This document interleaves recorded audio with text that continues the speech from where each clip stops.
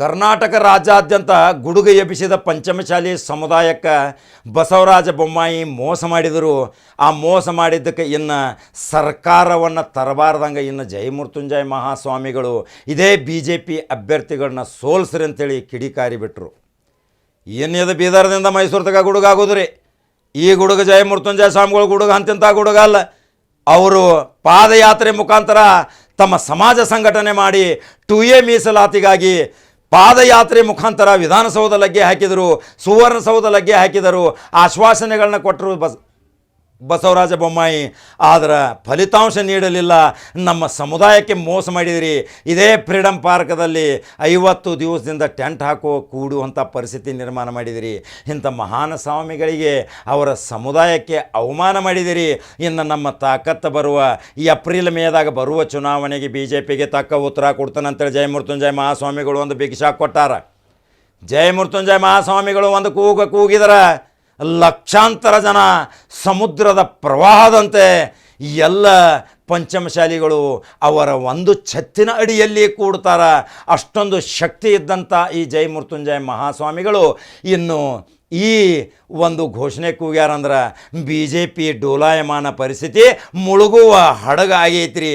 BJPಗೆ ಇನ್ನು ಯಾವುದೇ ರೀತಿಯಿಂದ ಆ ಮುಳುಗುವ ಹಡಗನ್ನು ಎಬಸಾಕ ಯಾರು ಅಮಿತ್ ಶಾಗೂ ಶಕ್ತಿ ಇಲ್ಲ, ಮೋದಿಜಿಯವರಿಗೂ ಶಕ್ತಿ ಇಲ್ಲ.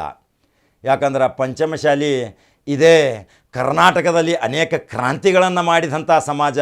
ಎಂತಿಂಥವರನ್ನು ಮುಖ್ಯಮಂತ್ರಿ ಮಾಡಿ ಎಂತಿಂಥವರನ್ನು ಮುಖ್ಯಮಂತ್ರಿಗಳಿಂದ ಕೆಳಗಿಳಿಸಿದಂಥ ಈ ಸಮಾಜಕ್ಕೆ ಒಂದು ಮೋಸ ಮಾಡ್ಯಾರ ಬಸವರಾಜ ಬೊಮ್ಮಾಯಿ. ಅಂದ್ರೆ ಸ್ವಾಮೀಜಿಗಳ ಗುಡುಗ ಮಾತ್ರ ಪ್ರತಿ ಮನೆ ಪಂಚಮಶಾಲಿಗೆ ಗುಡುಗುದನ ಎಲ್ಲರೂ ಎಚ್ಚತ್ತಾಗವ್ರ.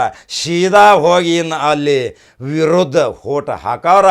ಇನ್ನು ಇದಕ್ಕೆ ಬಿಗ್ ಟಾನಿಕ್ ಆಗಿ ಇನ್ನು ಹೊರಹೊಮ್ಮತೈತಿ ಕಾಂಗ್ರೆಸ್ ಪಕ್ಷಕ್ಕೆ ಎಷ್ಟು ಲಾಭ ಇತರ ಫೈದೆ ತಗೋತಾರೆ ನೋಡ್ರಿ. ಯಾಕೆ ಗೊತ್ತೈತೇನ್ರಿ? ಇದೇ ಪಂಚಮಶಾಲಿಯವರು ಅನೇಕ ದಿನಗಳಿಂದ ಹೋರಾಟ ಮಾಡಿದರು. ಅನೇಕ ವರ್ಷಗಳಿಂದ ಮನೆ ಜಾಗೃತಿ ಶಿಬಿರಗಳನ್ನು ಮಾಡಿದರು. ಅನೇಕ ಹಳ್ಳಿ ಗ್ರಾಮೀಣ ಮಟ್ಟದಲ್ಲಿ ತಿರುಗಾಡಿದರೆ ಈ ಮಹಾಸ್ವಾಮಿಗಳು ವಿಶ್ರಾಂತಿ ಇಲ್ಲದ. ಆದರೆ ಈ ಮಹಾಸ್ವಾಮಿಗಳಿಗೆ ಒಂದು ಮನ್ನಣೆ ಕೊಡಲಿಲ್ಲ. ಅವರು ಕೇಳಿದಂಥ ಒಂದು 2A ಮೀಸಲಾತಿ ಕೊಡಲಿಲ್ಲ. ಈ 2A ಮೀಸಲಾತಿ ಕೊಡಲಿಲ್ಲ ಅಂದ ತಕ್ಷಣ ಇನ್ನು ಸ್ವಾಮಿಗಳೇನು ಸುಮ್ಮಕೊಂಡಂಗಿಲ್ಲ, ಆ ಪಂಚಮಶಾಲಿಯವರು ಸುಮ್ಮಕೊಂಡಂಗಿಲ್ಲ. ಇನ್ನು ಕರ್ನಾಟಕ ರಾಜ್ಯದಾಗ ಇದೇ ನೋಡಿದರೆ BJP ಶಾಸಕರು ಕೋಟ್ಯಾಂತರ ರೂಪಾಯಿ ರೊಕ್ಕದಾಗ ಪಲಾಯನ ಮಾಡಿ ಓಡೋಡಿ ಹೋಗುವಂಥ ಪರಿಸ್ಥಿತಿ ನಿರ್ಮಾಣ ಆಯ್ತು.